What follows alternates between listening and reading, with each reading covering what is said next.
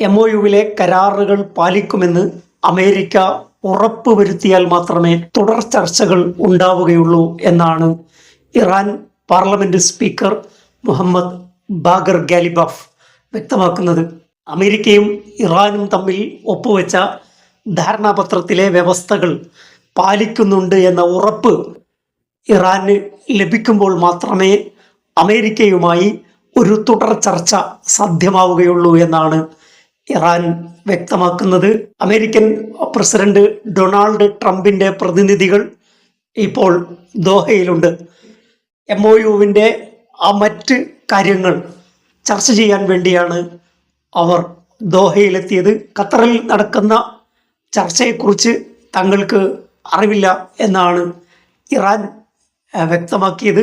ട്രംപിൻ്റെ പ്രസ്താവനയ്ക്ക് ഘടകവിരുദ്ധമായ സമീപനമാണ് ഇറാൻ സ്വീകരിക്കുന്നത്.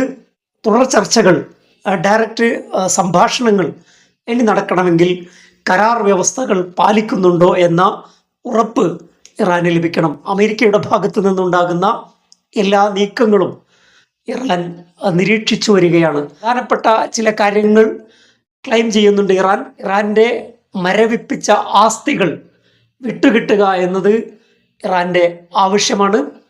ഇറാൻ്റെ മരവിപ്പിച്ച ആസ്തികൾ ഖത്തർ ബാങ്കിലുണ്ട്. അപ്പോൾ ഖത്തർ ബാങ്കിൽ മരവിപ്പിച്ച ആസ്തികൾ ഉടനടി വിട്ടുകിട്ടണം എന്നാണ് ഇറാൻ്റെ ആവശ്യം. ഖത്തർ പ്രധാനമന്ത്രിയുമായി ഇറാൻ സംസാരിക്കുന്നത് ആ മരവിപ്പിച്ച ആസ്തികളെക്കുറിച്ചാണ്. ഖത്തർ ബാങ്കിൽ നിന്നും അത് വിട്ടുകിട്ടണം. അപ്പോൾ അത് ലഭിക്കുന്ന മുറക്ക് ഒരുപക്ഷെ ചർച്ച സാധ്യമാണ്.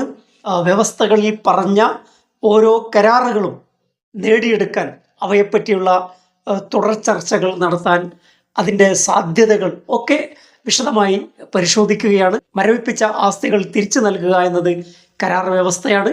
ആ കരാർ വ്യവസ്ഥ പാലിക്കണം, ആ തുക കിട്ടണം എന്നാണ് ഇറാൻ ആവശ്യപ്പെടുന്നത്. യുദ്ധമുഖത്ത് നിന്ന് പശ്ചിമേഷ്യ ഷിഫ്റ്റ് ആവുകയാണ്.